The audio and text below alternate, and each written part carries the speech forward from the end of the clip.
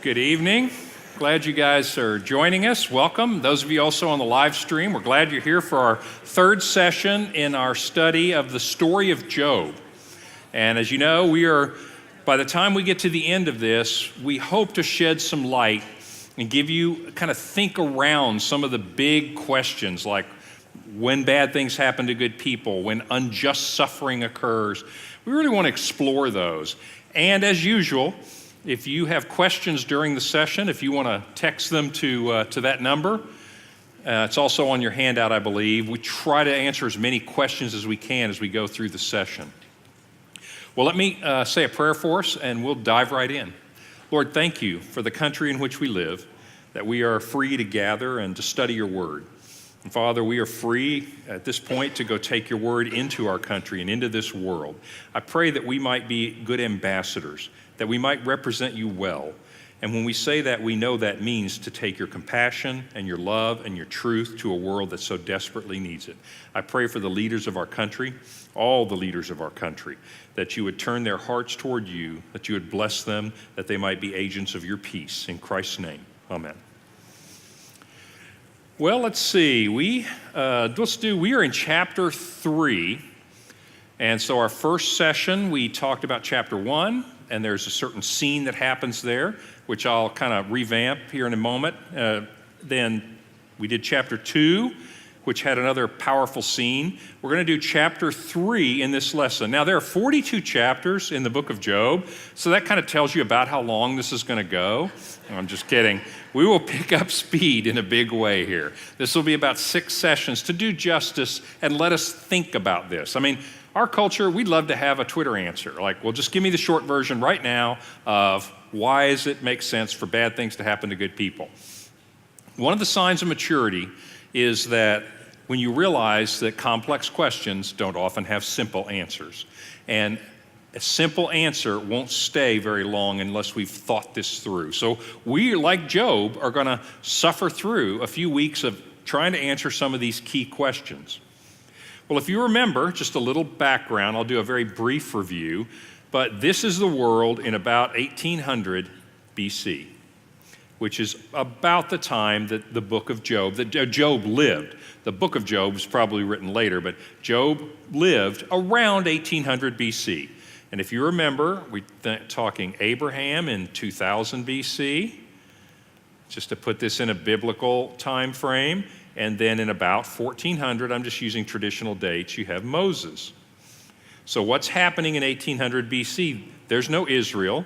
There's just the descendants of Abraham, about 70 of them, and they're in Egypt because of a famine.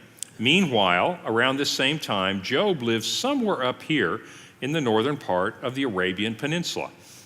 And this story focuses on what happened to this man Job. Now, if you remember, Job I've said to you before, if he lived today, he'd be the ultimate Christian because of our vision of what we think of the ultimate Christian is. He was devout. I mean, he was dedicated to God.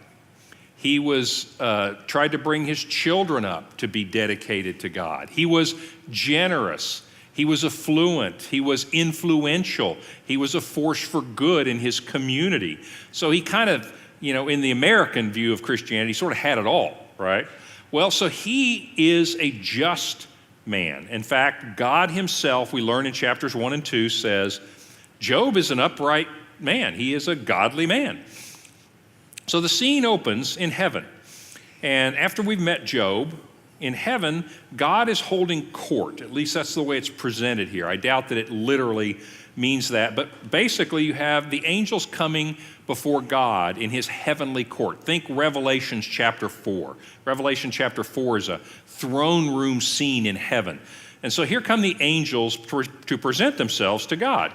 And one of the angels is called Satan, actually the Satan. And his name is the accuser, or the adversary.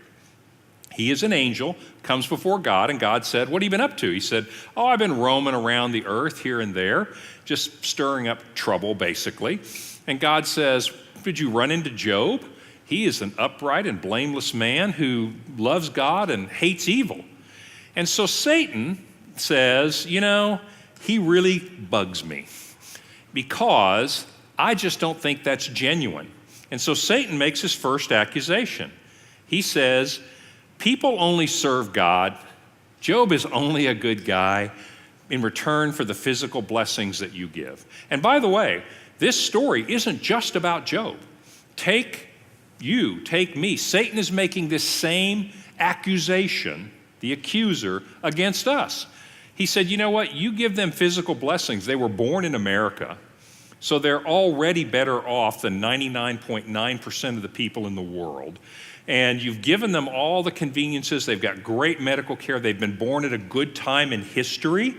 And so they're so #blessed. You know, they're so blessed. That's why they're Christians. That's why they follow you. Well, our story, God says, I don't think so. He said, as a matter of fact, you can do whatever you want to Job, just don't touch Job. And Satan goes out gleefully, and in the course of a day, we see this in chapter 1, basically takes everything Job has. So messengers come in and they say, all your sheep, all your camels, all your donkeys, all your possessions, enemies swooped in, killed your servants, and took them all. In fact, your broker's on the line, and you had a margin on your futures account, and he's calling it, and you are broke. You are bankrupt, Job.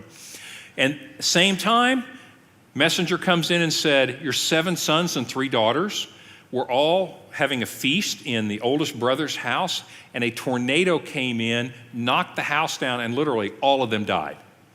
So this is what this painting is trying to capture Job's sense of suffering. And so Job literally loses everything.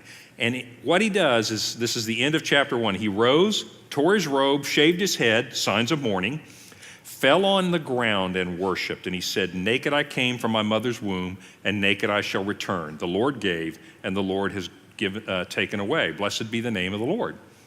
We talked about this in our first lesson, so I won't stay there, but just to let you know, this is what's happening with Job. Well, scene 2, chapter 2 opens up. Scene in heaven. The angels come before God again to present themselves, and Satan, the accuser, comes. And God says, you know, you incited me against Job for no reason. In other words, you took everything he had unjustly. God admits this is unjust. He didn't deserve this. But you made an accusation, and you were wrong, weren't you? And Satan says, I know, but he said, some people like Job might stick with you if you took their possessions, but really, people serve God in return for immunity from suffering. If you let him suffer personally, you give him cancer, you give him something that suffers, and he thinks he's going to die, he will definitely curse you to your face. So God said, I think you're wrong. I don't think you serve me because of the blessings I give you, and I don't think you serve me, Job serves me in return for immunity from suffering. And so he says to Satan, just don't kill him. And so Satan goes out and he strikes him with sores, it said. I love this photo. It just so captures the anguish and the despair. He strikes him with sores from the top of his head to the bottom of his feet. He said he's sitting in the ash heap. Now remember, he's gone from the city gates to the dump. He has nothing left. And it said he's scraping himself, and he's just in anguish. He's miserable. He thinks he may die. I mean, no reason. Obviously, at this point, he's lost his medical coverage. And so he thinks, I'm going to die, and he's suffering. And so what happens? Is Satan right? Well, no. In fact, he says, shall we receive good from God, and shall we not receive evil? In all of this, Job did not sin with his lips. And so that's catching us up right now. Basically, Job has lost everything. Job thinks he's going to suffer and then inevitably die, but he just doesn't know how long he's going to suffer. And so we left our story at the end of chapter 2, and this is a pretty part. When Job's 3 friends, Eliphaz, Bildad, Zophar, heard about all the troubles that had come upon him, they set out from their homes and met together by agreement to go and sympathize with him and comfort him. When they saw him from a distance, they could hardly recognize him. They began to weep aloud, and they tore their robes and sprinkled dust on their head. Again, signs of mourning. Then they sat on the ground with him for 7 days and 7 nights. No one said a word because they saw how great his suffering was. That's what's been going on this last week since our last lesson. They've been sitting with Job for 7 days. And remember, all the rest of this book, Job looks like that picture. He is suffering this whole time. It's easy for us to go, oh, bad stuff happened to Job. Now let's go see how he deals with it. He's in anguish the whole rest of the book. So you need to remember, he doesn't get an easy reprieve. He doesn't know how this is going to end. You and I get to be in the position of the narrator. We get to see what's happening. We know that Job didn't deserve this suffering. Job's friends don't know that. Job is wrestling with that very question. And so in this lesson, in chapter 3, we're going to see Job's response. But before we do that, in chapter 3 is some of the most beautiful poetry. I'll just tell you, it's depressing. But it's some of the most beautiful poetry in all of literature, and I think in the Bible. It's just powerfully compelling. It's something that we can identify with. I realize that your and my sufferings probably do not rise to the level of Job's, but we can sympathize with this when we go through grief, we go through illness, we go through anguish. We can sympathize. Job is every man. Job is every woman. Job is the modern day Christian wrestling with these same questions. I want to pause for a second though, and I want to talk about how what you and I are about to see in the story of Job is so very different than the rest of the world and the rest of history.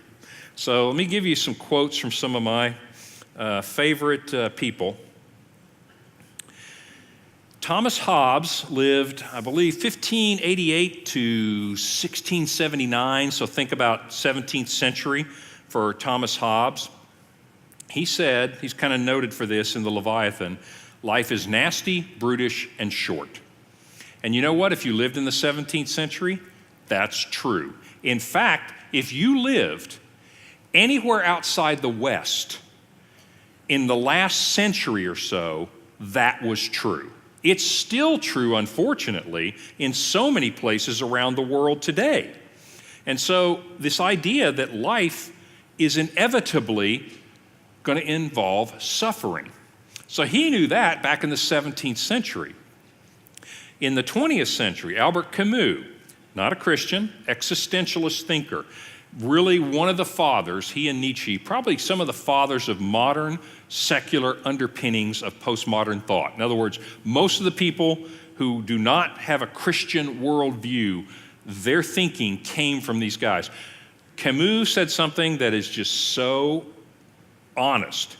He opened, this is the first sentence in the essay called The Myth of Sisyphus. There is but one truly serious philosophical problem, and that is suicide. Judging whether life is or is not worth living amounts to answering the fundamental question of philosophy. What is he saying? He's saying, is there any meaning in life? When you hit suffering, is there any point to this whatsoever? In other words, why would you not just commit suicide instead of suffering? Because give me a reason, he's saying. Is there any meaning to life at all? So you see the idea that suffering is inevitable, but there's not an answer for suffering. Friedrich Nietzsche died 1899.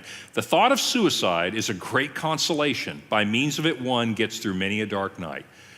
I mean, that's as good as secular philosophy basically gets when it comes to the question of suffering. Is there any point or purpose or meaning? Is it just random and life is nasty, brutish, and short? And in fact, you ought to just check out when it gets too hard. That worldview underpins a lot of things going on in our world today.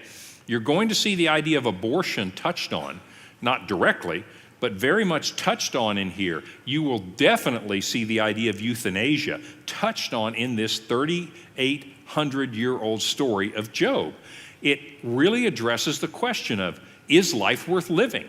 Is suffering have any meaning whatsoever?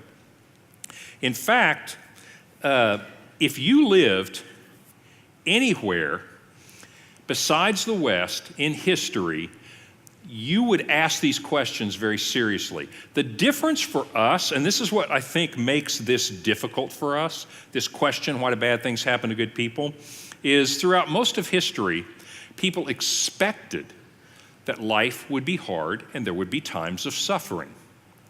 We no longer ask the question, and so they would ask this question. Tim Keller, by the way, let me give you a book reference that I think you'll really like. Tim Keller wrote a book called Walking with God Through Pain and Suffering. Walking with God Through Pain and Suffering. It's not about the story of Job, but it's a great biblical way of thinking about suffering. And one of the points he makes, very true, right up front is, in the past, people expected life to be hard at times and to have suffering. And so there would be joyful times, but there would be suffering. They asked the question, how can suffering make me better? What is the meaning of this suffering? In other words, what can I take from this suffering to propel me forward? That's not what we ask in our culture now. We've gotten so used to being able to control some suffering. I mean, we really do live in the most prosperous time. The least prosperous person in the world today is probably the most prosperous person in history. I mean, if you think about the West, we are rich by every comparison. Instead of asking, what can this suffering teach me?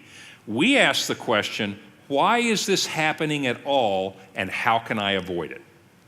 Why is suffering happening at all and how can I avoid it? That's really important. I want you to just file that away because that is part of why we struggle more than anybody in history has ever struggled with this question. Why do bad things happen to good people? In fact, that question would not have been asked at most times in history.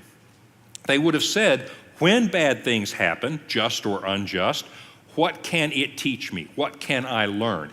We think that we are immune, and we say, why does it even have to happen at all? Why can't life be comfortable? So I want to set that stage for us because as we approach this, we're going to approach it with a little different worldview. And trust me, God has a very different perspective on this than our culture does. So let's see what happens with Job. After this, so after the 7 days, Job opened his mouth and cursed the day of his birth. He said, may the day of my birth perish, and the night it was said, a boy is born.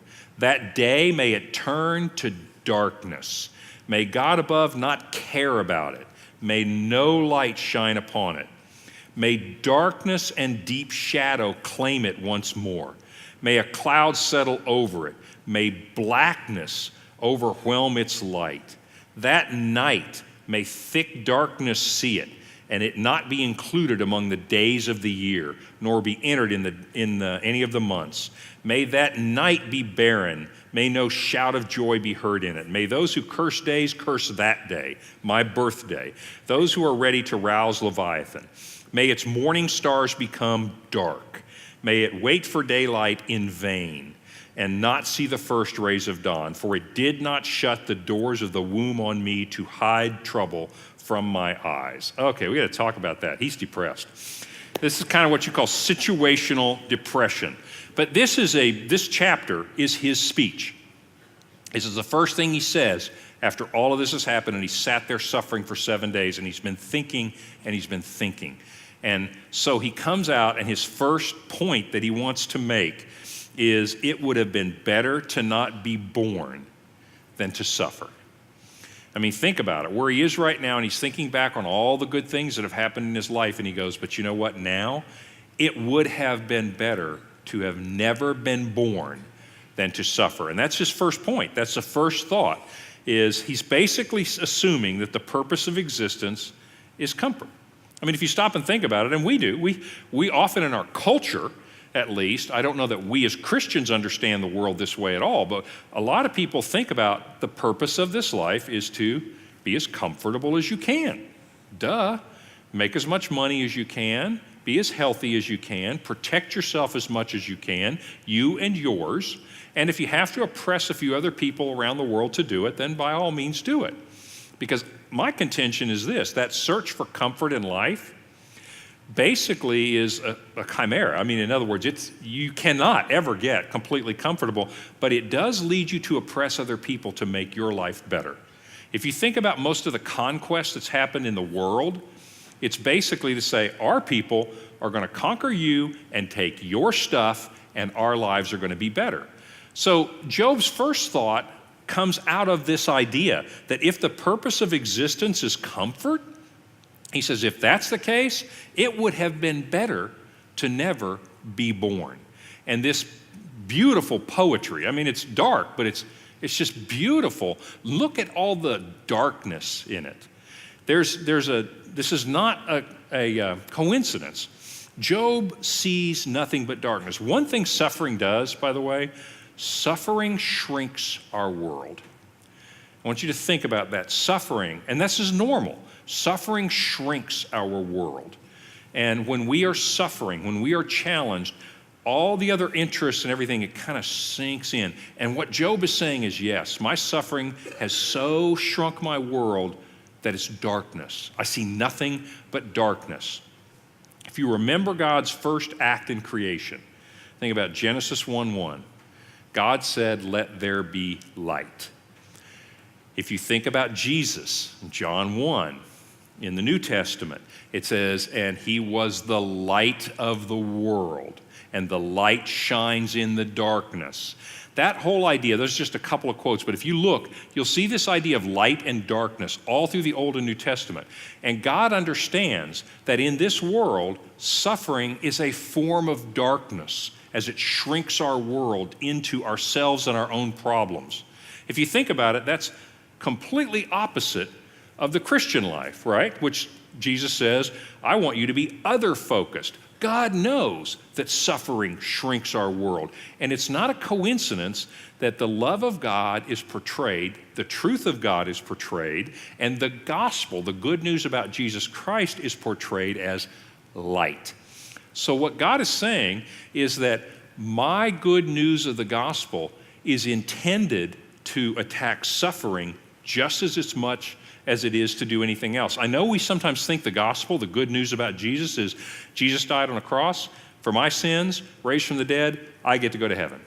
Okay, well, that's a way to think about it. But, there's obviously a lot more going on here. But what I want you to understand is it's not just about you, me going to heaven. It's about God setting the world right. And this idea of lights, he says the gospel, the good news of Jesus Christ, is actually going to shed light on the idea of suffering here and now. So let me pause there, kind of at the end of his first speech, and see what questions we have. Who is Leviathan? Who is Leviathan? Well, it's the title of the book that Thomas Hobbes wrote. Leviathan that's a long story. I'm going to give you a short version, but it's not going to be exactly accurate. But basically, Leviathan was thought of as the beast from the deep. Think Godzilla, okay? So Leviathan is kind of like Godzilla, comes up out of the ocean, says, hey, I'm really mad, and he kind of tears up the town and all that. Leviathan was a symbol of the forces of destruction. In other words, Leviathan was powerful enemy. So it's being used here basically in that sense, is those who are willing to call forth the powers of destruction in the world. Because Job sees, this is where you shrink the world. Job doesn't say, well, I'm really suffering and I've lost everything, but by and large, the world's doing pretty well and the economy's good, GDP's up a little bit. No, he's not thinking that. The whole world shrinks in, and he's thinking, just destroy the whole world. So basically, Leviathan is a symbol of power from the deep that's destructive force. Is there significance to the 7 days and nights of silence? Good question. Is there significance to the 7 days and nights of silence? It is typically thought of by a lot of commentators that what that meant was, 7 is always suspect in the Bible. When I say suspect, I mean that it means something. The number 7 traditionally has meant the perfect amount of time. So here's the interesting question. Did they sit there for 7 days, or did they sit there for as long as it took? So if it's telling you that they sat there for 7 days, then no, there's no particular significance to the 7. If, however, he's trying to say to you, they were willing to sit there as long as it took. Whatever the perfect amount of time was that Job needed, they were going to be there. So it could be indicative that his friends were simply like, Job, we got a lot of other stuff to do, but we're here as long as you need us. So it might be significant of that. It might also just mean 7 days. Good question. Well, let's see what comes next. So first, Job says, better not to be born than to suffer. And he's saying, if you think life is comfort, then that's pretty much your conclusion, isn't it? Because at some point, you're going to be weighing, wow, was it worth it or was it not? And Job, having lost everything and having no hope, he's literally in despair, says, no, it wasn't worth it. Then the next thing that he says, this is the very next verse, he said, well, if I were going to be born, why did I not perish at birth and die as I came from the womb? Why were there knees to receive me and breasts that I might be nursed? For now I would be lying down in peace. I would be asleep and at rest with kings and counselors of the earth who built for themselves places now lying in ruins, with rulers who had gold, who filled their houses with silver. Or why was I not hidden in the ground like a stillborn child, like an infant who never saw the light of day? There the wicked cease from turmoil, and there the weary are at rest. He's talking about death. Captives also enjoy their ease. They are no longer hear the slave drivers shout. The small and the great are there, and the slave is freed from his master. So what's Job saying now? He said, well, it would have been better to never be born. But if I was born, why was I allowed to grow up? Why didn't I die at childbirth? In other words, his second point is, it's better to die than continue to suffer. Remember our friends Camus and Nietzsche? And what are they saying? They're saying, honestly, you got to ask the question about suicide. Why would you continue to suffer? And so Job is wrestling in his mind, and he goes, well, if I had to be born at all, why was I allowed to live in the midst of suffering? Death, the peace of death, is better than continuing suffering. And so I've got a couple of thoughts about that. I just want you to think this through with me a little bit.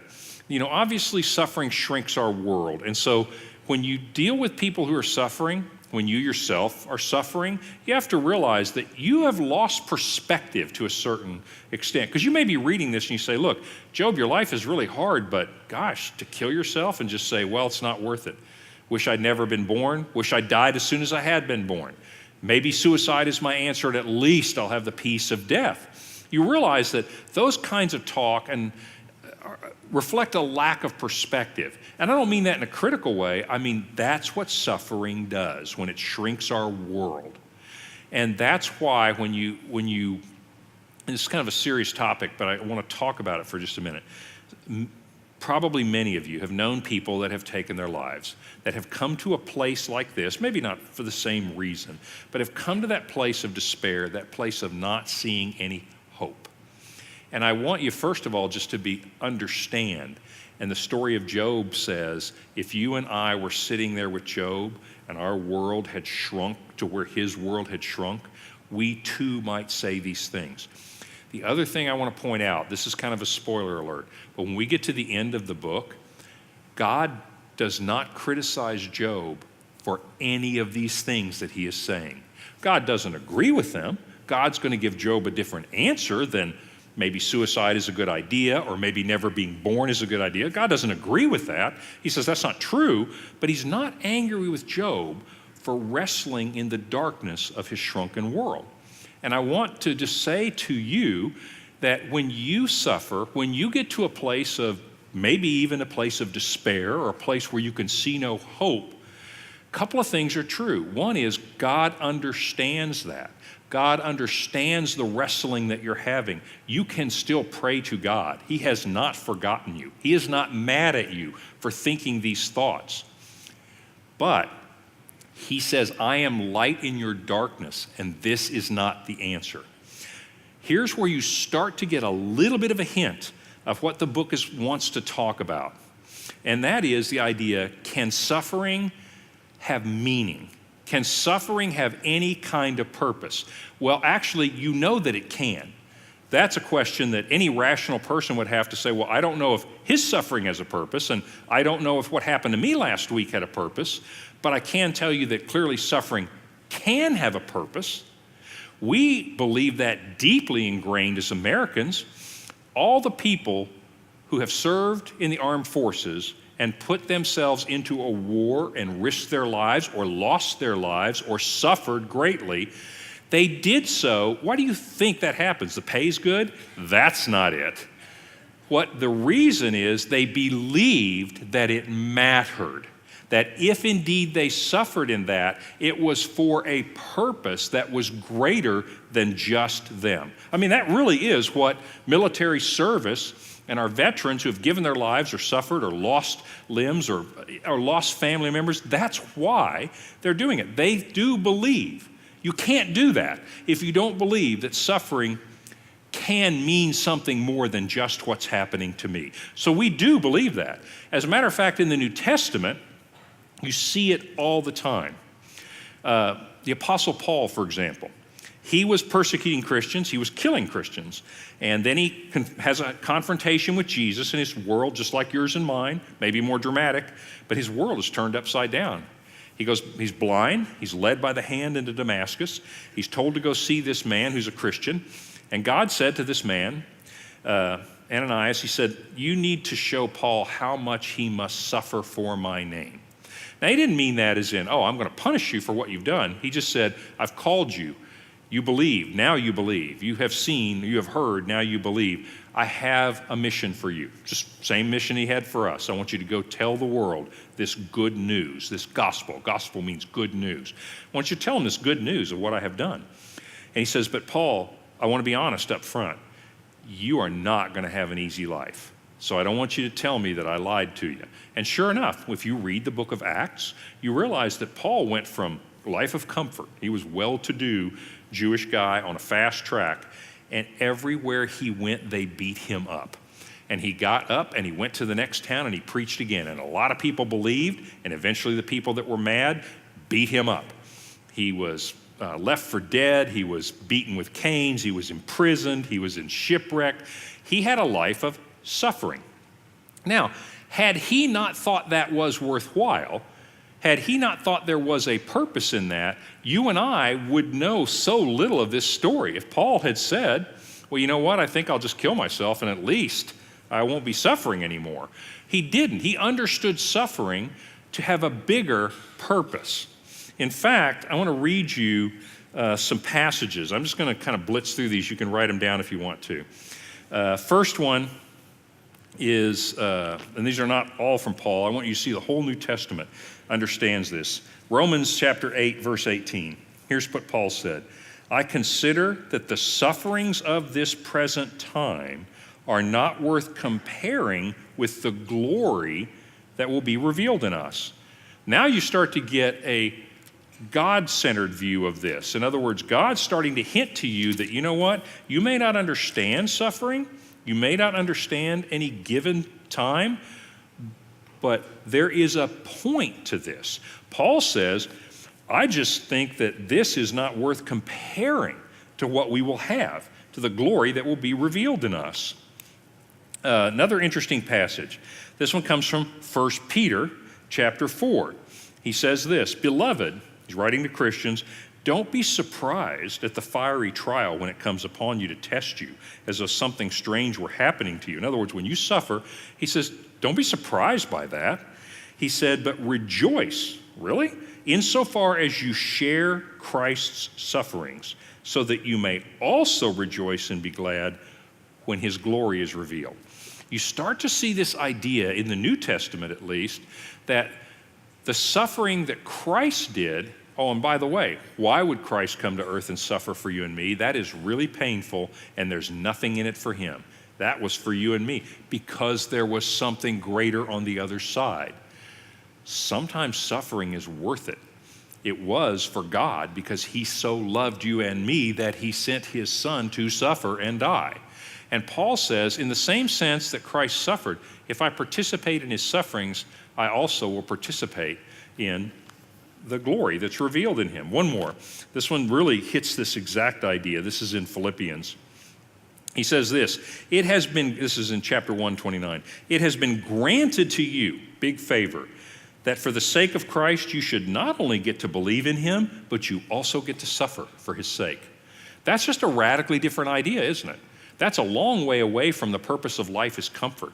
He says, oh no, it's essential that you suffer with Christ, that you may have the glory formed inside of you. He even prays. He says this, I pray that I may know him, Christ, and the power of his resurrection, and that I may share his sufferings, becoming like him in his death, so that by any means possible I may attain to the resurrection of the dead. So contrary to, and I'm not faulting Job that he can't see this in the middle of his suffering, but God's going to come at this from a very different perspective. He's going to come at it with an unequivocal answer. Two things: suffering has meaning, and secondly, you cannot know the full meaning unless you see the end of the story. And that's why, one of the reasons why, as Job contemplates, why am I still alive and suffer? Why do Camus and Nietzsche say, might as well kill yourself? Because they see no meaning, no purpose. God assures us there is purpose in suffering. There certainly is purpose in Job's suffering. It didn't work out so well for Job, but you and I and people for 3,800 years have begun to understand how God understands suffering, that there's purpose in it, and that you don't always know the purpose until you see the end of the story. You've got to let the author write the whole story in our lives before we can understand what might he be doing. Not many people will read a book where they tell you who done it in chapter 2. Right? There is a reason why novels, stories go somewhere, and they tend to resolve at the end. They don't resolve in the middle. So is life. Life doesn't resolve in the middle. Life resolves when the author is through writing your story. And God says, when I finish writing your story, it will be glorious. Do you believe that? That's why the gospel says that how are we saved? By God's grace through trust, faith, belief. Do you believe that? So you're going to see the Bible and God come at this from a really different perspective. Now, Job doesn't know that. He's struggling now with how, is this going to work? In fact, it reminds me of a story. This is a true story. So raising our kids, they get to the phase where they basically think you're an idiot. And they're pretty sure they can run their lives and yours better than you can. I remember countless times Laura and I would have this conversation. They would get to those preteen or teen years and they'd start saying, well, why don't you do this? Why don't you let me do this? And then this will be better and it'll all work out better. And you really, seriously, Dad, is there any qualification to be a dad? Was there training for this job? Because you are not getting it right. And my answer, now, point number one, you cannot argue with a teenager. It's just going to frustrate you to no end. So we would use this short circuit answer. I'd say, listen, number one, I love you more than anybody on this earth loves you. I don't love you more than God loves you, but I love you more than anybody on this earth loves you. And you know that I want good for you. And it may be that I am wrong, but this is the way we're going to do it. And when you get into your 20s, if you still feel like I told you so, I'll apologize to you. End of discussion. So it's kind of like when you get past this and you look back, if you still think I made a mistake, see, I'm counting on them forgetting at this point. If you still think I made a mistake, I'll apologize to you. And the whole point is you can't know because you don't know the end of the story. And I think that's what God is saying to us in this case. Question? So if we don't suffer enough, are we truly living the Christian life? Great question. If we don't suffer enough, are we truly living the Christian life? Okay, I want to take issue. I love the question. We need to talk about this, but I want to take issue with the question because neither your conduct gets you in a right state with God, nor does the amount of your suffering. Do you remember back in the day, and I wasn't alive then, I'm talking centuries ago, where they had the flagellants? The people that they wanted to purify themselves and do penance for their sins, so they would kind of beat themselves. They would wear these really wool things that just made them go nuts, and they would basically put themselves through suffering to do penance, to make themselves right with God. Suffering doesn't make you right with God. Good conduct doesn't make you right with God. So let's start there. Is there a necessity for suffering in order for faith to be fully formed? I say yes, the New Testament teaches that. Is that suffering has a purpose. Oh, does that mean I need to go seek it? No, trust me, it will find you at some point in time. But the Christian idea is when you suffer, and you inevitably will. Remember what Jesus said? He said, you, in this world, you will have trouble, but take heart, I have overcome the world. What's he saying? Well, putting it in our terminology, he's saying, there's going to be suffering in this world, but I made sure there's meaning. If this life is all you had, you might as well be Nietzsche, you might as well be Camus. But Jesus Christ said, I have overcome death. And consequently, suffering can mean something. That's what he's saying. So he's being very upfront about that. So I do think that a suffering in and of itself, I don't know how much, whatever God brings into our life. For Paul, it was a great amount. For me, honestly, compared to him, it's been small amount. Some of you, also great amounts of suffering. It's not the amount of suffering, it's the fact that as we go through it, God is shaping us. He has a purpose on the other side. So I do believe that suffering is essential. That's one thing we, and I'm just going to say we in Western Christianity over the past 50 years, 100 years, have done a very poor job of, is telling people, Christians, what the Bible says about suffering. We have to be prepared to suffer. If it just hits you out of the blue, you start like Job saying, God, what is going on here? I didn't deserve this. I was a good guy. What's happening? We need to be prepared to suffer because it is inevitable. And so that's what the New Testament is saying, is suffering is needed to form our faith, which is more precious than gold, the scripture says. Good question. So it's not how much. First of all, you will suffer. It's just a matter of how much and when. The point is, what are we going to do with that? The world's asking the question, how can I avoid it? And is there any purpose in it at all? Christians are asking the question, what is God doing here? What can this teach me? What can God do in this situation? And then third thing, this is going right on through the chapter. Why is light given to those in misery and life to the bitter in soul? To those who long for death and it doesn't come. He's talking about himself. He says, well, I'm not going to kill myself, but God, you can just take me anytime you want to, because this is miserable. Who search for death more than for hidden treasure. Who are filled with gladness and rejoice when they reach the grave. Why is life given to a man whose way is hidden, whom God has hedged in? What's he saying? He said, I don't see any point in this. I see no way out of it. I'm despair. He has nothing to hold on to. His worldview was, if I'm a good guy, good things will happen. That's what Satan said he believed, but yet he's not willing to let go of God. And so he says, for sighing comes to me instead of food, my groans pour out like water. What's he saying here? First he said, better to never be born than to suffer. Second he said, if you're suffering, it's not worth it. Why didn't I just die before I ever got to this place? And then thirdly, what he's saying is, why does God even allow us to be born if he knows we're going to suffer? Now that's an interesting question. Why does God even allow us to be born if he knows that we're going to suffer? Well, let's just logic for a second. This is not a hard little puzzle. First of all, everybody suffers in life. If God was not going to let you be born because you were going to suffer, nobody would be born. In other words, it's an empty universe and everything's spinning and there's no reason to have created humanity at all. Okay, well, that's not a very interesting universe. And yet, here we are. And so God did see purpose in creating life, even though there is suffering. So the question is not, although I respect Job asking it in his narrow little dark world where he is right now, the question is not, why did God allow this to happen with suffering?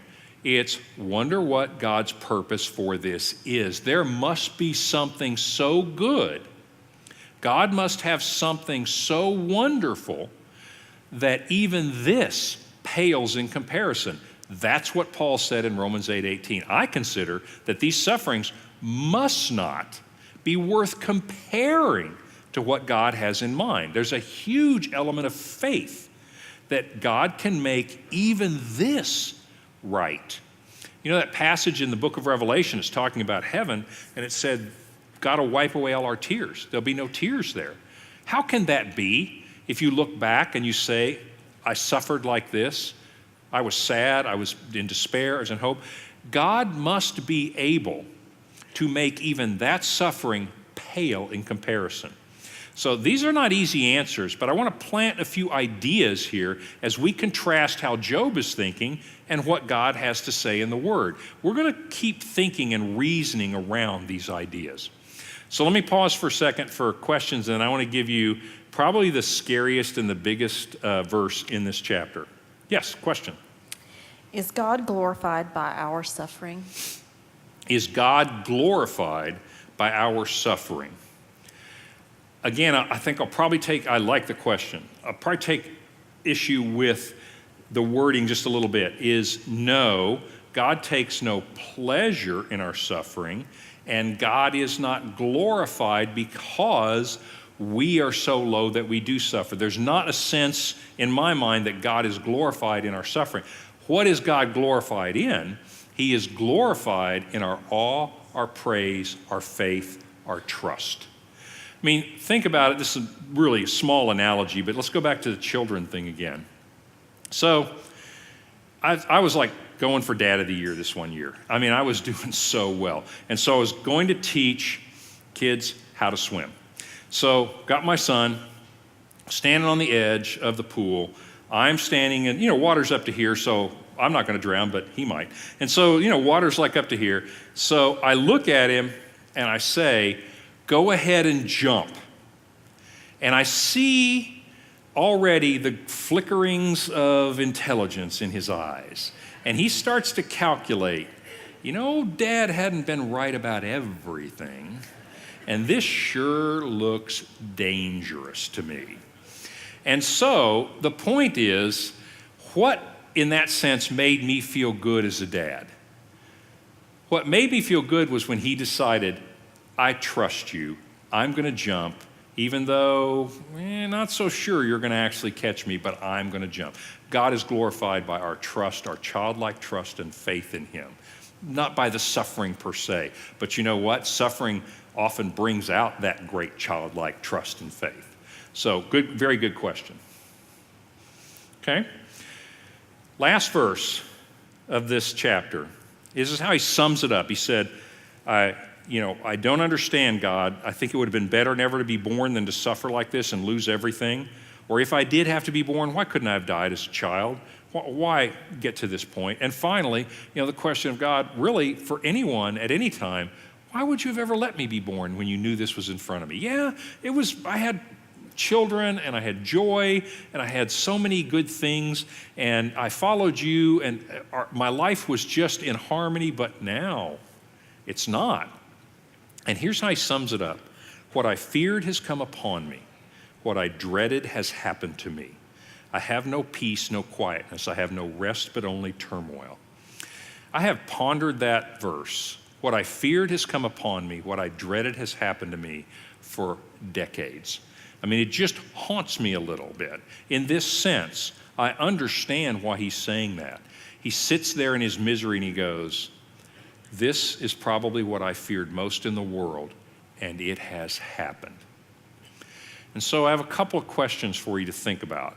One is, what do you fear most in the world? What do you dread the most? That's worth thinking about, and I've thought about that for a lot of years. If I were Job and I were saying, what do I fear the most in life? What do I dread the most in life? What is the worst that could happen to me in life? That's worth thinking about. And I thank God for the story of Job that brings that question. And the rest of the book is going to be trying to figure out how to deal with that. But I really want you to think about it and answer it for yourself. What do you most fear? What do you most dread? And then the second question I have is, what would you give to be free of that fear? to be free of that dread? What do you most fear, and what would you give to be free of that fear? Does that make sense? You'd probably say, I'd probably give anything to be free of that fear. But that's probably not true. Do a little thought experiment. Suppose for a moment.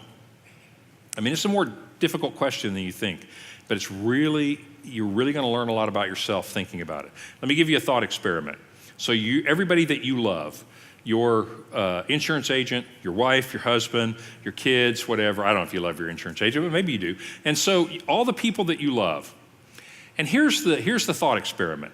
They can have lives of comfort. Okay, this is a thought experiment. It's not true. But what if they could have the rest of their lives in ease and comfort, and basically everything would go pretty well for them until they died peacefully in their sleep at 114?